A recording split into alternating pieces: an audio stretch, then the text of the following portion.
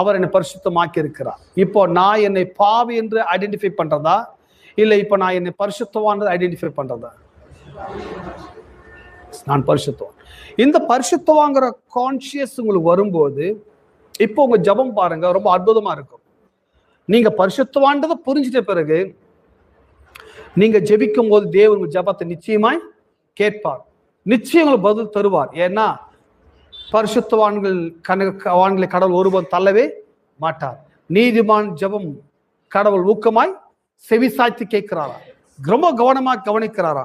So உங்களுடைய prayer, உங்களுடைய வாழ்க்கை எல்லாமே தூய்மையாக மாறுங்க. இப்ப பாருங்க, உங்களால பரிசுத்தமா வாழ முடியும்.